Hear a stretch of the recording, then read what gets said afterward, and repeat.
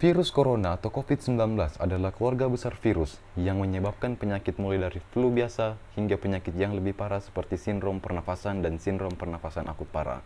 Penyakit virus corona atau COVID-19 adalah penyakit menular yang disebabkan oleh coronavirus yang paling baru ditemukan.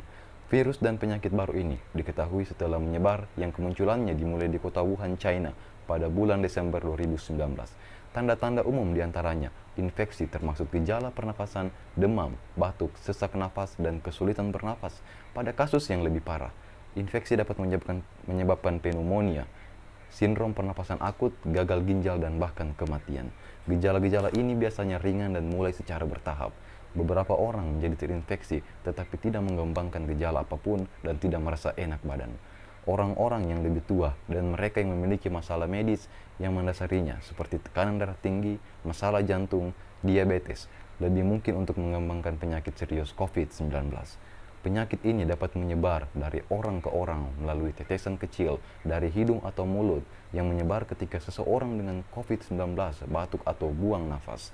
Tetesan ini mendarat pada benda dan permukaan di sekitar orang tersebut.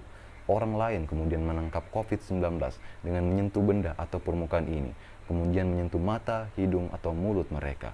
Inilah sebabnya mengapa penting untuk tinggal lebih dari 1 meter dari orang yang berada di sekitar kita. Memburuknya wabah virus corona mengharuskan pemerintah mengambil sikap. Presiden Republik Indonesia Insinyur Joko Widodo menyarankan setiap individu untuk menerapkan social distancing guna menghadapi pandemi COVID-19. Social distancing merupakan salah satu langkah pencegahan dan pengendalian infeksi virus corona dengan menganjurkan orang untuk membatasi kunjungan ke tempat ramai dan kontak langsung dengan orang lain.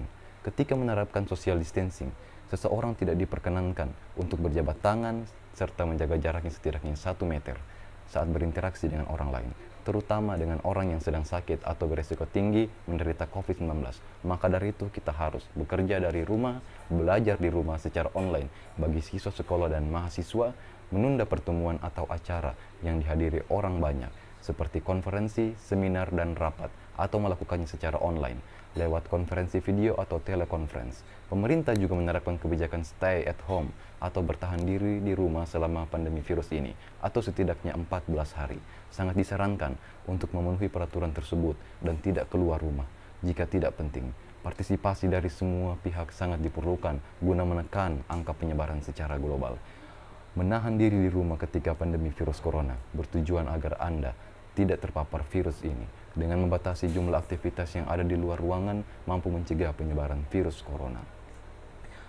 Pencegahan virus corona dapat kita lakukan secara diri sendiri dengan mencuci tangan secara teratur, menutupi mulut dan hidung ketika batuk dan bersin, memasak daging dan telur secara seksama, hindari kontak dekat dengan siapapun yang menunjukkan gejala penyakit pernafasan seperti batuk dan bersin. Jika Anda berpikir suatu permukaan dapat terinfeksi, bersihkan dengan desinfektan sederhana untuk membunuh virus dan melindungi diri.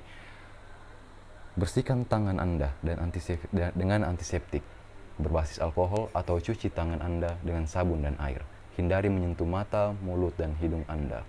Namun, bila pada akhirnya kasus COVID-19 sudah sangat mengancam bagi suatu daerah atau tempat, mungkin bisa saja tempat itu akan menerapkan lockdown atau melarang warga untuk keluar masuk ke suatu tempat karena kondisi darurat seperti yang telah diterapkan di berbagai daerah di Indonesia. Oke, oleh karena itu saya menghimbau secara pribadi untuk mari kita rajin untuk mencuci tangan secara rutin. Dan juga mari kita mengikuti aturan dari pemerintah dan mendukung para petugas medis di garda terdepan. Mari kita berikhtiar sebelum bertawakal. Saya Ilham Trisakti. Wassalamualaikum warahmatullahi wabarakatuh.